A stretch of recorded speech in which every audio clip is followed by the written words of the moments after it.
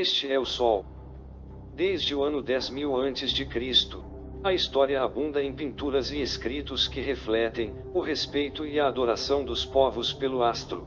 E é simples entender o porquê, com o seu aparecimento todas as manhãs trazendo a visão, calor e segurança, salvando do frio e da escuridão da noite, repleta de predadores. Sem ele, todas as culturas perceberam que não haveriam colheitas nem vida no planeta. Estas realidades fizeram do Sol o astro mais adorado de todos.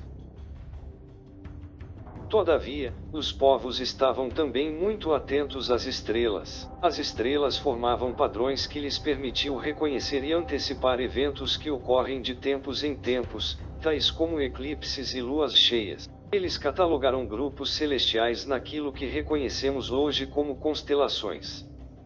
Esta é a cruz do zodíaco, uma das mais antigas imagens na história da humanidade. Ela representa o trajeto do Sol, através das 12 maiores constelações no decorrer de um ano.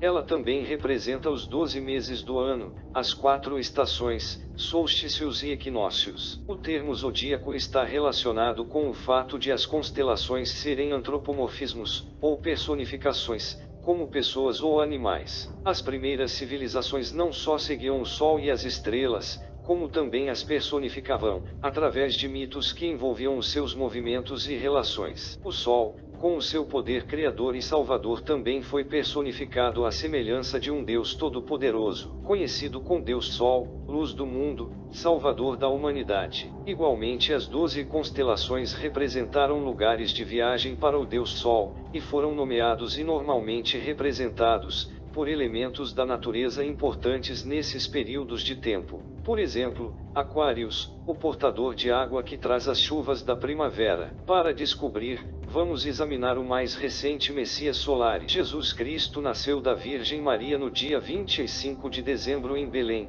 anunciado por uma estrela no ocidente, que seria seguida por 3 reis magos para encontrar e adorar o novo Salvador. Tornou-se pregador aos 12 anos, e aos 30 foi batizado por João Batista, e assim começou o seu reinado. Jesus teve 12 discípulos com quem viajou praticando milagres como curar pessoas, andar sobre a água, ressuscitar mortos e também conhecido como Rei dos Reis, Filho de Deus, Luz do Mundo, Alfa e Ômega, Cordeiro de Deus, entre muitos outros. Depois de traído pelo seu discípulo Judas, é vendido por 30 moedas de prata, foi crucificado, colocado em um túmulo, 3 dias depois ressuscitou e ascendeu aos céus. Em primeiro lugar, a sequência do nascimento é completamente astrológica. A estrela no ocidente é Sirius, a estrela mais brilhante no céu noturno, que em 24 de dezembro, alinha com as 3 estrelas mais brilhantes do cinturão de Órion. Estas 3 estrelas brilhantes são chamadas hoje, como eram na antiguidade, 3 reis, 3 Marias no Brasil e em Portugal. As 3 Marias e a estrela mais brilhante, Sirius, apontam para o nascer do Sol no dia 25 de dezembro. Esta é a razão pela qual os 3 reis seguem a estrela a oeste numa ordem para se direcionarem ao surgir do Sol. O nascer do Sol. A Virgem Maria é a constelação de Virgo. Também conhecida como Virgo, a Virgem. Virgo em latim significa virgem. Virgo também é conhecido como a casa do pão. A representação de Virgo é uma virgem segurando um galho de trigo. Esta casa do pão com galhos de trigo representam agosto e setembro, tempo de colheita. Por sua vez, Belém, traduzido ao pé da letra, significa a casa do pão. Belém também refere-se à constelação de Virgem, um lugar no céu, não na terra. Outro fenômeno muito interessante que ocorre em 25 de dezembro é o solstício de inverno. Do solstício de verão ao solstício de inverno, os dias se tornam mais curtos e frios. Na perspectiva de quem está no hemisfério norte, o Sol parece se mover para o sul, aparentando ficar menor e mais fraco. O encurtamento dos dias e o fim das colheitas conforme se aproxima o solstício de inverno, simboliza o processo de morte. Era a morte do Sol.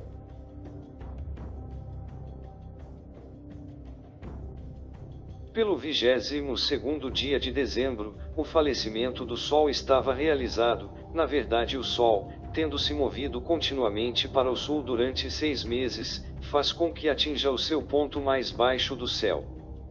Aqui ocorre uma coisa curiosa: o Sol deixa aparentemente de se movimentar para o sul, e permanece ali por 3 dias. Durante esses 3 dias de pausa, o Sol reside nas redondezas da constelação do Cruzeiro do Sul ou Alpha Crucis.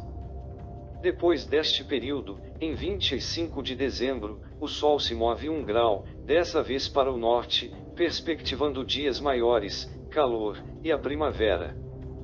E assim se diz, que o Sol morreu na cruz, ficou morto por 3 dias, apenas para ressuscitar ou nascer mais uma vez. Esta é a razão pela qual Jesus e muitos outros deuses do Sol compartilham a ideia da crucificação, morte de 3 dias e o conceito da ressurreição.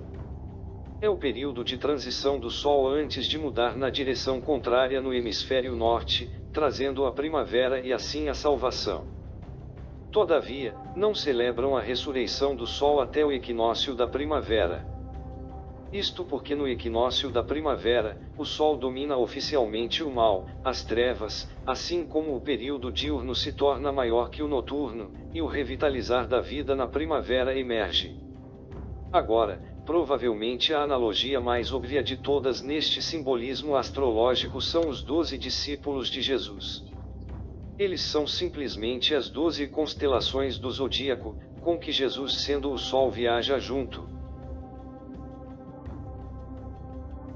De fato, o número 12 está sempre presente na Bíblia.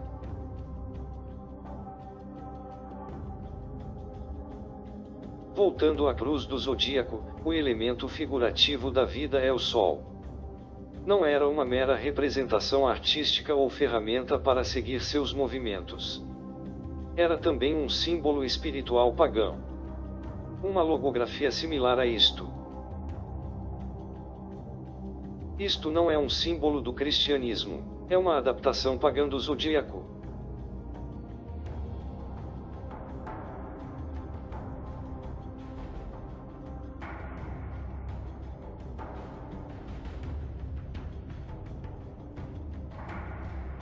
A razão pela qual Jesus, nas primeiras representações, era mostrado com a sua cabeça na cruz, pois Jesus é o Sol, Filho de Deus, a luz do mundo, o Salvador, que renascerá, assim como o Sol faz todas as manhãs, a glória de Deus contra as trevas, que defende todos das trevas.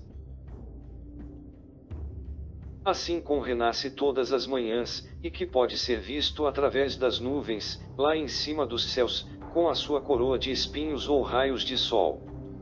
João 5,19.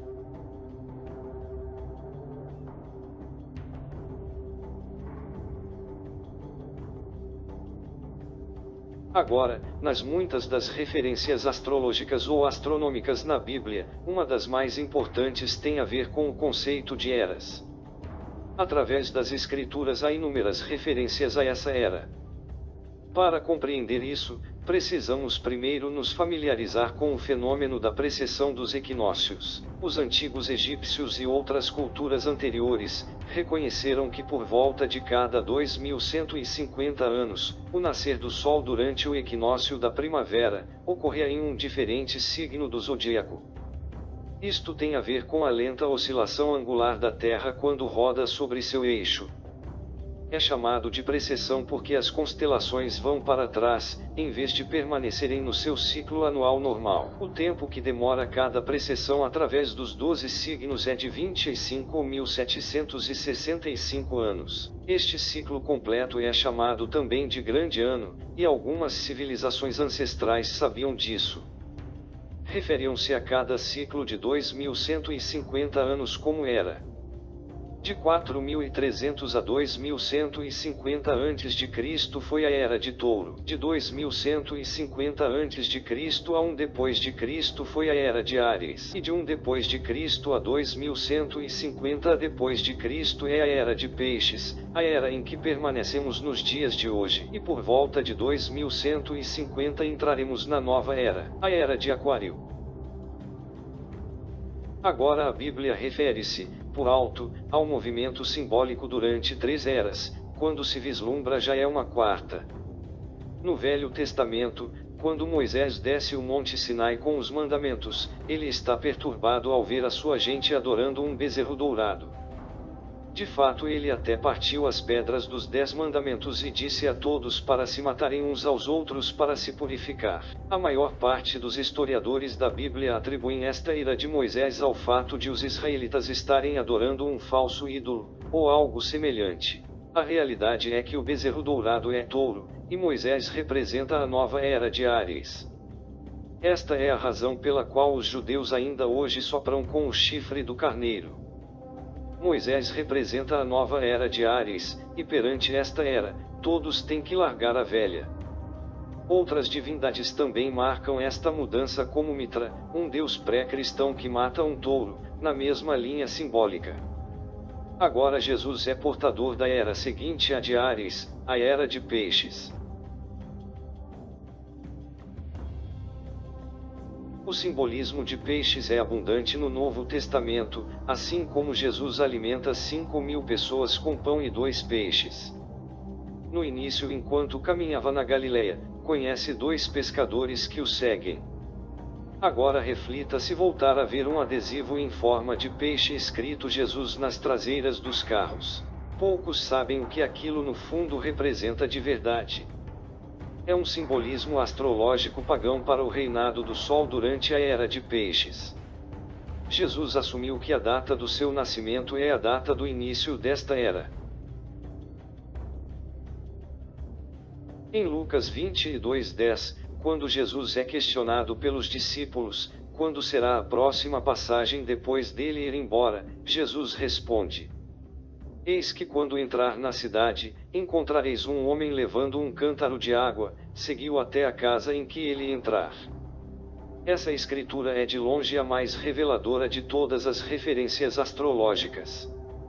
O homem que leva um cântaro de água é Aquário, o portador da água, que é sempre representado por um homem a despejar uma porção de água. Ele representa a era depois de Peixes, e quando o Sol, Filho de Deus, sair da era de Peixes, Jesus, entrará na casa de Aquário, e Aquário é posterior a Peixes na precessão dos equinócios. Tudo o que Jesus diz é que depois da era de Peixes chegará a era de Aquário.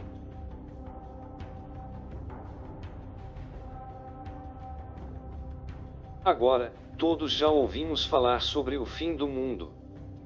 Deixando de lado a parte cartunista do livro do Apocalipse, a espinha dorsal nesta ideia surge em Mateus 28:20, onde Jesus diz: Eu estarei convosco até o fim do mundo.